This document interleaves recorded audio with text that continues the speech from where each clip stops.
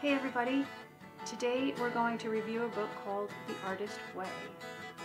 Now before you say, I am not an artist, one of the main points of this book is that everyone has a natural creativity, whether they're directing it towards cooking or building something or designing something or even just planning your day. You are a creative person, and this book can be interesting and helpful to everyone.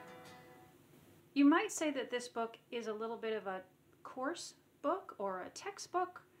There are 10 weeks, I believe, and each week has a theme, and you are asked to do certain exercises to help clarify in your mind your thoughts about the ideas of each week. However, all of the things that are brought up are super interesting and would definitely help you find your position in your creativity, in your environment, in your culture. I'll briefly tell you the themes of the weeks. Week 1 is safety, then it's identity, power, integrity, possibility, abundance, connection, strength, compassion, self-protection, autonomy, and faith. Those are pretty heavy topics. Really, you could mull on those for years, actually. However, I think they're all pretty pertinent to the creative way. For instance, the first week, safety. It brings a really big question. Are you more creative when you feel less safe or when you feel more safe? Are you more creative when you're in survival mode and you feel like you have to create in order to get back to balance? Or can you not even think about creativity until everything is comfortable and you're settled in? I personally feel that both types of environments are valuable. I think it's possible that different types of creations come from the different types of safety. You may not pay attention to art if you're cold and hungry, or you may start playing on the street corner with your musical instrument because you're cold and hungry in order to make money, whatever. Or maybe you don't feel like you can focus on being creative if you're cold and hungry. And the fact that you can be creative in the middle of nowhere at any time, it brings about a certain amount of chaos. And personally, I feel that that might be the most tiring part of being creative, is the chaos of creating something. Not just the chaos, like say you're cooking a cake and that's your creation, in the kitchen, the flour's all over the place and the dirty dishes are all over the place and there's chaos while you're baking this cake. Once you put the cake in the oven and you clean up the kitchen, you bring the cake out and it is this perfectly ordered, beautiful piece of artwork.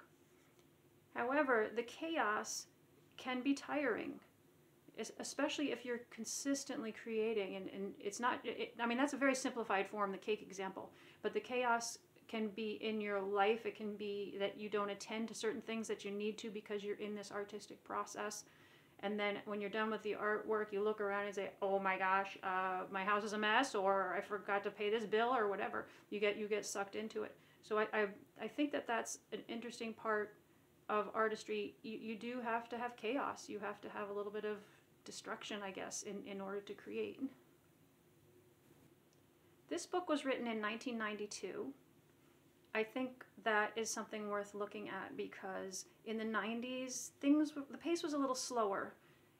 I think with the advent of the internet, our thoughts are a little faster. We're used to faster images.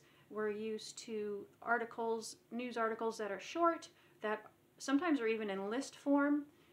And the exercises and the thoughts that she wants us to go through are very slow paced. I think that's one thing. I actually had a little bit of trouble with that how slow paced it was. I'm not sure that we need to go that slowly to think all this stuff out.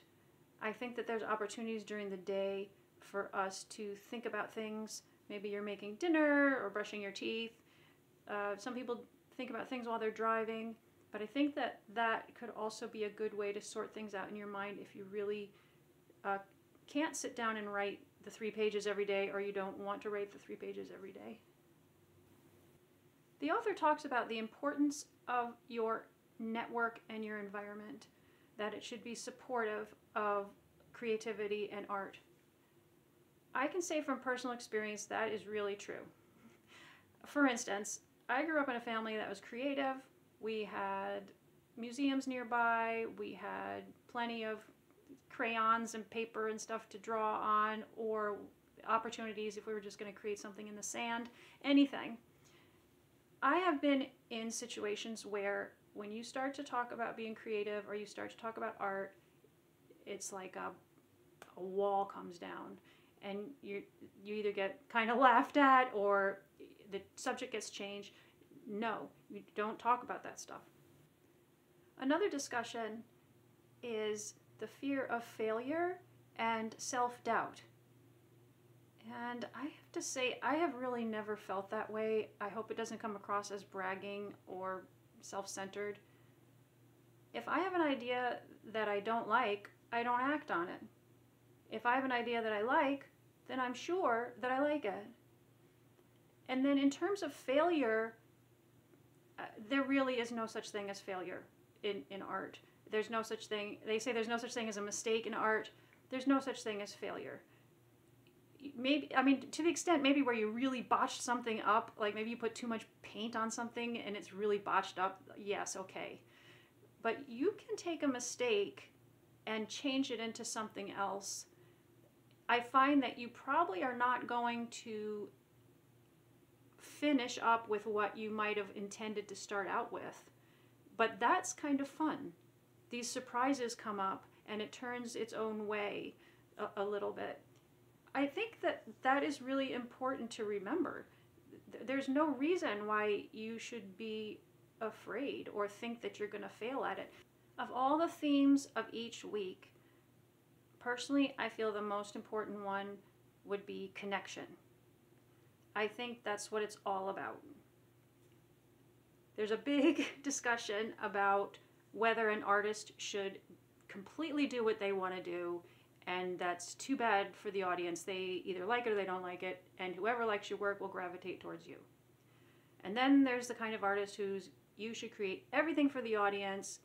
Don't worry about yourself truly as an artist. It's completely about the audience. I think it's a balance of both. And I often equate it to as if you were giving a Christmas gift, a holiday gift, a birthday gift to someone. When you go look for that gift or make that gift, you're thinking about something that you like, you want to give them, but also that they want to receive. And that's kind of a part of the joy of it, is that you've met in the middle. So connection, I think, is probably really the number one thing for everything that we do. And that, I think, is worth exploring, maybe even more than the other aspects. The author gives us a warning about this kind of work, the journaling work, and thinking all these lofty ideas, actually, that it can uncover emotional issues or mental issues, and to be aware of that in your everyday life. And I would guess that if that happened to you, you simply would need to just put the book to the side for a few days and come back to it later on. I think that would actually be very good for a person to look at all that stuff and kind of do some internal house cleaning. Thank you so much, everybody. The name of the book again is The Artist's Way, The Spiritual Path to Higher Creativity. The author is Julia Cameron, and it was published in 1992. So there you have it, The Artist's Way.